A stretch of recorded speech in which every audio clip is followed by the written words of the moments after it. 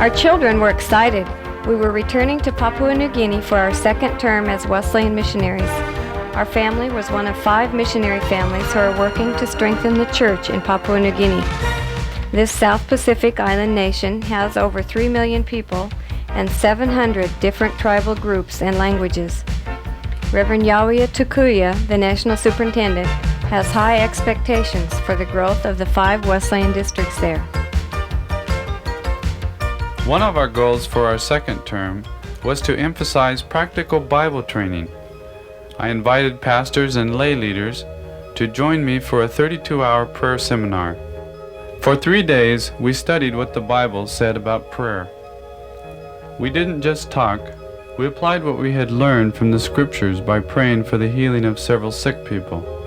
We took the Scriptures literally and confessed to each other, and God brought spiritual healing. As we sat around the fire, one of the men told about a dream he'd had the night before. In his dream, he saw us all playing volleyball. When the ball was hit, it just kept going up. It never came down. To the men with us, this meant that something very important, bigger than us, was about to happen. We all felt we were part of something God was doing, something beyond our control. During the prayer seminar, Conde, who was now the pastor of the Pangia Wesleyan Church, began to see how he could be a part of what God was doing. Soon after Conde was born, his father cut off the top of the baby's ear. Now he believed that the evil spirits could not take the life of his child, as they had with the 2 sons before him. What the father did not know was that his son had indeed been set apart, that Conde would eventually be filled with the Holy Spirit, and God would use him beyond expectation. He began to trust God to supply his needs instead of trying to manipulate people. He began to obey God by loving his family. He also began to reach out to those around him. When a woman in his church was critically ill, Conde called the local church leaders together and they prayed and anointed her with oil.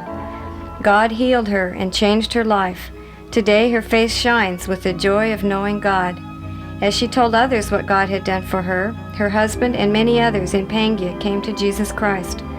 Several teenagers from the high school committed themselves to God. These teens, along with Pastor Conde, began holding services in other villages. A wave of new spiritual life spread throughout the district. 130 people were baptized. God had worked through us far beyond our expectations. Along with my concern for that district, I had often prayed that the government would make it easy for the church to grow without hindrances. It was beyond my expectation that I would be a part of the answer to these prayers. The Prime Minister of Papua New Guinea, Pius Wingti, came to visit our area. As I talked with him, I sensed that he appreciated how valuable the churches were to the country. He recognized the commitment on the part of the churches to develop the whole person. He believed that the church provided integrity, one of the most important ingredients for development.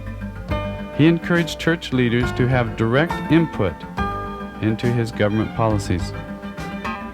To my surprise, he asked me to work for him. I explained that I already had commitments as a Wesleyan missionary, but he went on to say that he wanted me to represent him to all the churches in the country. I made it clear to him that my first unchangeable priorities were God and family. I would do nothing to violate those relationships. After much prayer and seeking the counsel of others, we sensed that God wanted me in that position. Later we discovered our name had been on the Wesleyan World Prayer Calendar the day we made the decision. God worked it out beyond our expectations. We agreed with Wesleyan World Missions that I would work with the Prime Minister for 1 year. During that year, I had the privilege of visiting many different parts of the country. I met with most of the major church leaders on his behalf. My constant prayer was that God would give me wisdom in all my actions and words. and that I would be able to share my faith with government leaders. God honored those prayers. I was able to be a moral influence and witness to many leaders of Papua New Guinea. God has done immeasurably more than all we could ask or imagine.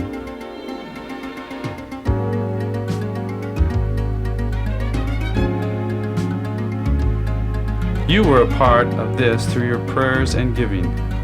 Remember the volleyball? God is still doing things that are bigger than us. God has commanded every Christian to be a part of His worldwide plan for all people to know Him. God is still working in each one of our lives, beyond our expectations.